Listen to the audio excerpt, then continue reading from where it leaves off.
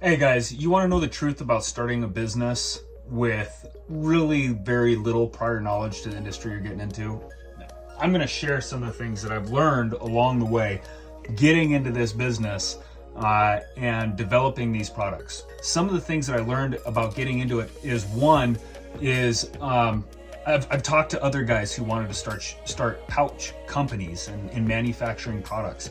And what I hear a lot of them say, when they get started is like they want absolute perfection right out of the bat, right out of the gate. And maybe for some people that's ideal, getting perfection right out of the gate like that. For me, when I started this company, looking back on those products, it was kind of like the what was I thinking phase for some of the stuff that I launched. And the reason is because I went about trying to pull all these things together. First of all, I looked at pouches and I thought, why don't they have an all-white CBD pouch kind of like Zen? And so, I watched a company called Canadips and made sure that they were successful for about a year. And I thought, okay, I'm going to do it. So I jumped in. I was like, all right, well, first of all, how do you even make a pouch? Like, what does that machine look like? Where does it come from? And so I started looking at, first it was finding what kind of machines make pouches, and then, who manufactures those machines and what is the price structure? What does maintenance look like? And then how do I, one of the things I ran into is how do I ship something in from another country? Because the only ones that were manufactured in the United States were way outside of my price range. There's no way I was going to be able to afford them. So I started, trying to research affordable machines that I could purchase, and then how do I get them into this country? And then after I get them into this country, how do I maintain them? There's a whole story behind that one. I'll get into it in another video. But if I would have wanted perfection when I started, like I wanted my pouches to be absolute the best, and I wasn't going to launch them until then, I probably would have never launched a product, because as I've gone along, I've realized that developing products and especially in something that's kind of niche, something different, you learn as you go, right? I think we all know that. And so my products have improved like tenfold over the course of the last 3 years. And that goes for my labeling, what kind of materials I use for my labeling, how I label my products, to the ingredients, to the formula, to how I operate the machine, to the systems that I have in place. It's always improving. And if I would, one of the traps of doing something like this, at least for myself, maybe you're totally different, but at least one of the traps is once I have something set, my desire to leave it that way. And for me, about the only thing that really pushes me out of that is if something is failing, if something isn't working in that arena. And so, what I would say is that if you're looking at starting a new company with a product that you don't know about manufacturing or making or how, one of the best things that you can do is learn from people who have. And so, as an example, the other day I was messing with this new product labeler. I send a can through the labeler, and it does the wrap label for me, and it comes out the other side. And it took me a really long time to be able to get it so that I could run my cans through, and it would wrap a label around the outside, and it would stay straight. And so, I started with a bunch of junk labels that I had. I just wanted to get the machine dialed in, and those junk labels had a clear backing. And the previous owner that I bought this machine from, they said, you have to use clear backing. And I just took that at face value. Well, when I was finished using the junk product and I wanted to actually label some products, the wrap label had that opaque backing. And so when I tried to run it, the sensor on the label machine didn't read the labels going through where the gaps were. And so it just kept feeding labels, and it just turned into a mess. And so I just accepted that I had to have clear labels. And now there's, one of you guys in the comments told me hey, if you're looking at doing the clear backing on those labels, just so you know, there's a price increase in doing that. And so I thought, well, shoot, so I started looking at it, and then I reached out to the company that manufactures it. And I was like, hey, do you have to use clear backing on your labels? It was easy as that. And the guy came back and he said, no, you should be able to reset the sensor and everything will work. I have yet to do that. I'm really looking forward to sitting down and trying. I have product I have to get out the door. So that'll come in a little bit. But that's one of the biggest things that I experienced along the way in building the company and trying to bring all these moving pieces together to get something in place is talking to people.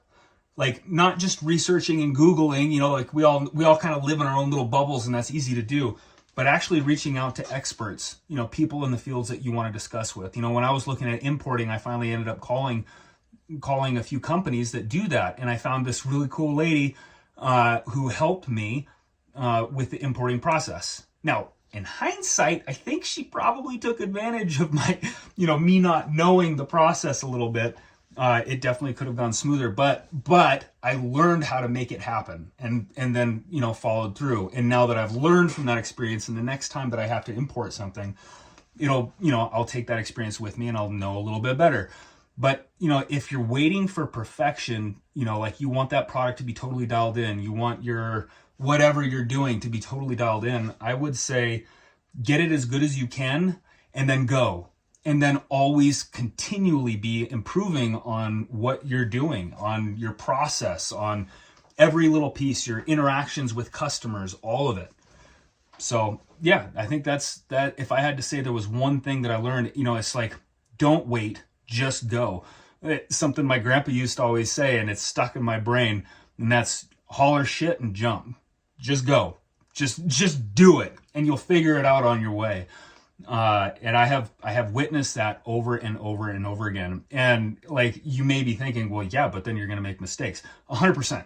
You are going to make mistakes. It's never flawless. You know, maybe when you hit that stage where you have mastery in a subject or a field or some sort of pursuit, then maybe you may get that flawless run, but that's 1 in 10,000 that you're going to hit that. And so we just have to be okay with making mistakes along the way, and then just hope that we have the resources and the ability up here. That's where faith kind of comes in. Have the ability to conquer, you know, the things that come up, the issues that come up from our lack of knowledge. And we just have to continually be growing and adapting. You know, running a small business or running a company or starting a business from scratch, it's lonely in a way. You know, when I started this, I thought 3 years down the line where I'm at right now, I thought that I would have multiple employees and I'd be selling millions of dollars worth of product. And maybe if I had more experience building a business, maybe if I had more experience in this space, maybe if I had more experience in marketing, maybe if I had more experience in manufacturing, maybe I would be there. The truth is, though, is that I'm still learning along the way. And I know I have a lot more to learn. And I'm excited about the process. You know, like, I've let go of the end result. As long as I'm able to put food on the table for my family, if I'm able to provide, and I'm able to see continual progress in the business, where it's not going backward, it's always going forward, then I'm having a blast because I'm learning all along the way. Today, this is going to get super boring. I'm just sitting here loading cans with pouches, putting on the tops. I'm just doing that over and over and over. And then I'm going to go to mixing powders, you know, and doing the whole process so that I can get these things out the door.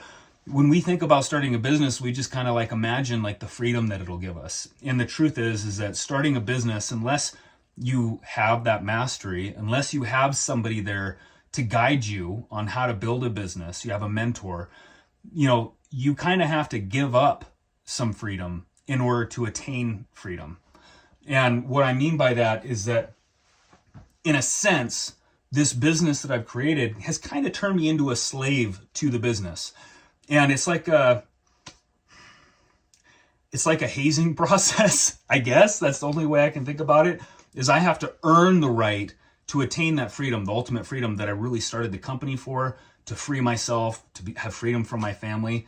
It's like all along that way, I have to earn the right to have that, you know. And when sales get big enough and the company is super profitable and I start bringing people on to help out, well, then I'll be able to look at this thing and how I operate my day a little bit different. And I might start getting some of that freedom that I originally started this company for.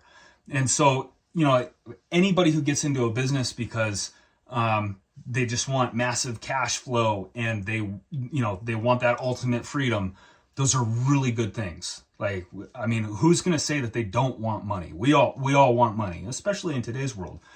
And we all want freedom. Those are phenomenal.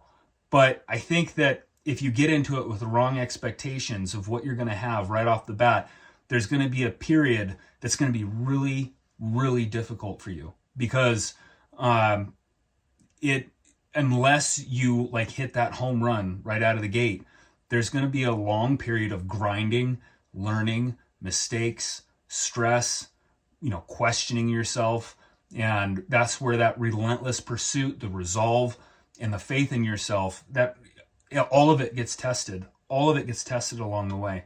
And ultimately, I think it's worth it, to attain that level, to know that you are providing for yourself, you are providing for your family, and you're experiencing that never-ending growth. The most important thing for men, especially, is that we are constantly improving and getting better, and like we're on the hunt, right? I mean, that's what makes us feel alive, is to feel like we're moving forward, we're attacking, we're conquering, we're doing something. All that stuff is super important.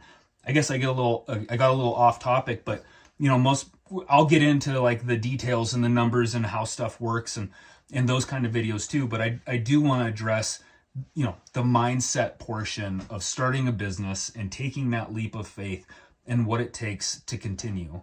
And I'm by no means, I'm not successful yet, but I'm on the hunt for it. Most people start making these videos when they're bringing in millions, and they start telling you like, this is what you need to do and blah blah blah blah. Well, I'm a guy that's on the ground, and I'm hustling every damn day to try to make this thing work.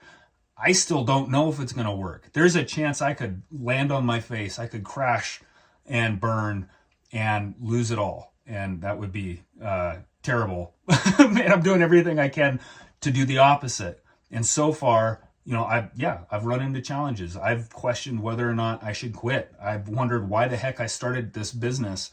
That all of those things have happened, and yet I'm still here and I'm still going, and I'm not planning on quitting. I'm planning on taking this thing all the way. I want FlowBlend to be a brand that is recognizable, for the relentless spirit, for what it takes to continue to move forward in optimizing mind and body. That's what this company is all about, and that's what my future mission looks like, and the products that I'll bring, ultimately to do that. So anyway, guys, I hope you enjoy. If you do, please hit that thumbs up button, subscribe, and I'll keep bringing you more content along my journey. The mistakes that I've made, the things that I've learned, and we'll just keep going. All right. I'll see you next time. Thanks.